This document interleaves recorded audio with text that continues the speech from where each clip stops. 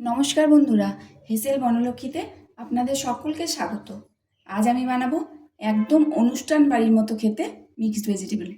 তাহলে বন্ধুরা please skip না করে আপনারা সম্পূর্ণ রেসিপিটি দেখুন আর এই রকম মিক্সড ভেজিটেবল বানিয়ে নিন।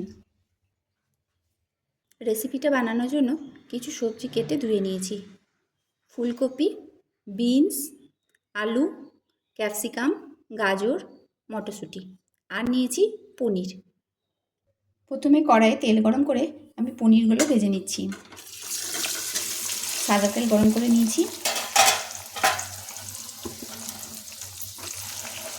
এখন পনিরগুলো ভেজে নিচ্ছি। পনিরগুলো ভাজা হয়ে গেলে তুলে নিতে হবে। খুব বেশি ভাজার দরকার নেই, এরকম হালকা করে ভেজে নিলাম। এখন এগুলো তুলে নিচ্ছি।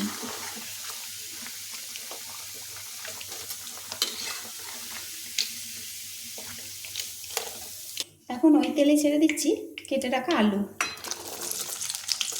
দিয়ে দিচ্ছি লবণ।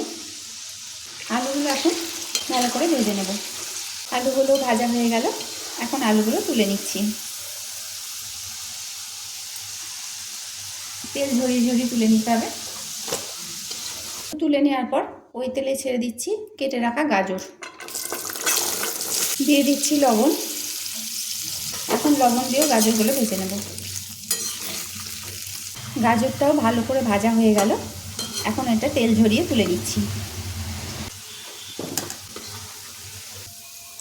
আর সব সবজিগুলো ভেজে নিয়ে একসঙ্গেই রাখছি।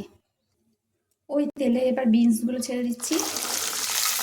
লবণ দিয়ে বিনসগুলো ভেজে নিচ্ছি। বিনসটাও ভালো করে ভেজে নিলাম, এখন এটাও তুলে নিচ্ছি। এখন ফুলকপিটা ভেজে নিতে হবে, তাই ফুলকপিটাও তেলে ছেড়ে দিচ্ছি। দিয়ে দিচ্ছি লবণ। ফুলকপিটা ভালো করে ভেজে নেব।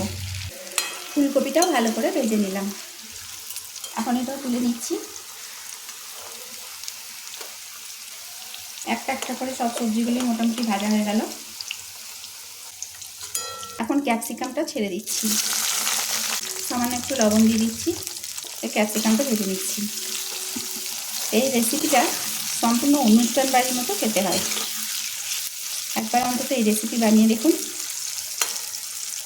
একবারে অনুষ্ঠান বাড়ির মতো খেতে লাগবে। ক্যাপসিকামটাও ভালো করে ভেজে নিলাম, আর ভাজতে ভাজতেই সমস্ত সবজি সেদ্ধ হয়ে গেছে। ক্যাপসিকামটাও নরম হয়ে গেছে, এখন ক্যাপসিকামটা তেল থেকে তুলে নিচ্ছি। আর মটরশুঁটিটা এখানে ভেজে নেওয়ার দরকার নাই। মটরশুঁটির মধ্যে জল দিয়ে নিচ্ছি, দিয়ে দিচ্ছি লবণ। এখন মটরশুঁটিটা সেদ্ধ করে নেব। খুব বেশি সেদ্ধ করব না, ফুটে ওঠার পর থেকে 2 মিনিট সেদ্ধ করে নিলে হবে। কড়াইয়ে নিচ্ছি 2 চামচ তেল। তেলটা গরম হলে মটরশুঁটিটা ভেজে নিচ্ছি। মটরশুঁটিটা সেদ্ধ করে জল ছেঁকে রেখেছি, 2 মিনিট সেদ্ধ করে নিয়েছি। এখন ভেজে নিচ্ছি। দিয়ে দিচ্ছি লবণ। এখন মটরশুঁটিটা 2 মিনিট ভেজে নেব। দিয়ে যখন তরকারি ফুটতে লাগবে, মশলা কষে নেওয়ার পর সমস্ত সবজি দেওয়ার পর যখন তরকারি ফুটবে, তখন মটরশুঁটিটা দিয়ে ফুটিয়ে নিতে হবে। মটরশুঁটি ফোটার সময় এটা দিয়ে নিতে হবে, এবার ভেজে রাখলে একটু তাড়াতাড়ি হয়ে যাবে। বেশি তরকারি বলে আমি এটা আলাদা করে ভেজে নিলাম। যদি পরিমাণ অল্প হয় তাহলে মশলা কষার সময় মটরশুঁটিটা মশলার সাথে কষে নিলেই হয়ে যাবে, আলাদা করে করার দরকার নেই। কিন্তু এখানে তরকারিটা বেশি, তাই আমি আলাদা করে ভেজে তরকারির সাথে মিশিয়ে নেব শেষবেলাতে। আর রেসিপিটা বানানোর জন্য একটা মশলা তৈরি করে নিতে হবে। তার জন্য 2 চামচ কাজু আগে ভিজিয়ে রেখেছি, আর 2 চামচ চালমগজ আগেই ভিজিয়ে রেখেছি। এই চালমগজ আর কাজু, 2টো টমেটো আর 8 পিস কাঁচা লঙ্কা দিয়ে একসঙ্গে মিক্সার গ্রাইন্ডারে পেস্ট করে নেব। এখন ওই তেলে দিয়ে দিচ্ছি 2টো শুকনো লঙ্কা ফোড়ন, দিচ্ছি অল্প দারচিনি, 4টে ছোটো এলাচ আর 6-7টা লবঙ্গ। ফোড়নটা একটু ভেজে নিলাম। এখন দিচ্ছি 1 চামচ আদা বাটা, 1 টেবিল চামচ। এখন আদাটা একটু নেড়ে নিতে হবে। দিয়ে দিচ্ছি 1 চামচ জিরে গুঁড়ো, দিচ্ছি 1 চামচ ধনে গুঁড়ো আর 1 চামচ জিরে গুঁড়ো, 1/2 চামচ হলুদ। সামান্য একটু জল দিচ্ছি মশলাটা কষার জন্য, যেহেতু আমি শুকনো মশলা দিলাম সামান্য একটু জল দিয়ে মশলাটা কষিয়ে নিতে হবে। মশলাটা এখন খুব ভালোভাবে কষিয়ে নিতে হবে।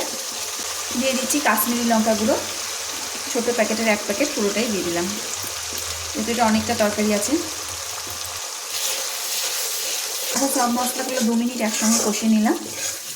এখন এর মধ্যে দিচ্ছি কাজু, টমেটো, কাঁচা লঙ্কার পেস্ট, চালমগজ যে পেস্টটা বানিয়েছিলাম সেটার মধ্যে দিয়ে দিলাম। আমি মিক্সারে বাটি ধোয়া জলটা একটু দিয়ে দিচ্ছি। এখন এটাও কষিয়ে নেব মশলার সঙ্গে। এই সময় মশলাটা খুব ভালোভাবে কষতে হবে আর সমানে নেড়ে যেতে হবে।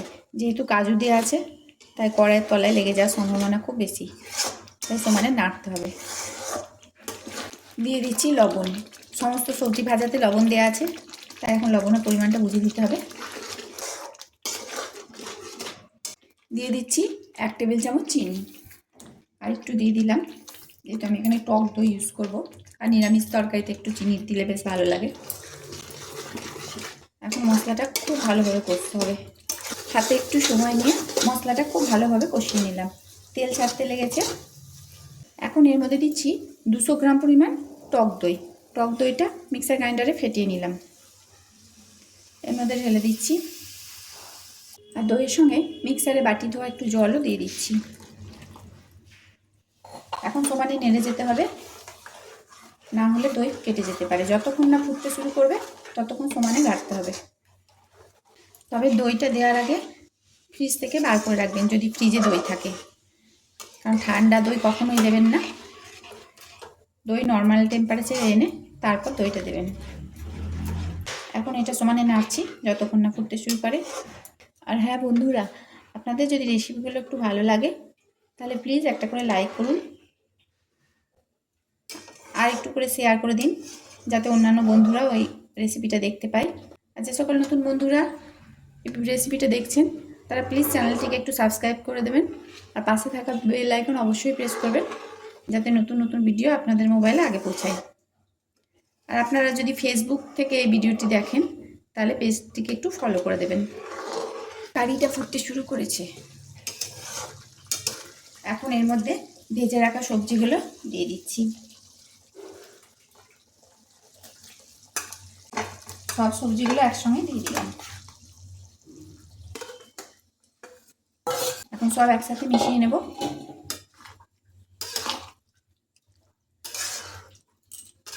সবজিগুলো ভালো করে মশলার সাথে মিশিয়ে নিচ্ছি। এইভাবে বানিয়ে দেখুন মিক্সড ভেজিটেবল, আপনাদের খেতে সকলের ভালো লাগবে, আর একবারে অনুষ্ঠান বাড়ির মতোই খেতে হয়। সবজিগুলো দিয়ে 2 মিনিট আরও নেড়ে নিলাম। এখন এর মধ্যে দিচ্ছি গরম জল। জলটা অবশ্যই গরম দিতে হবে, আর যদি কারির পরিমাণ বেশি থাকে তাহলে জলটা দেওয়ার কোনো প্রয়োজন নেই।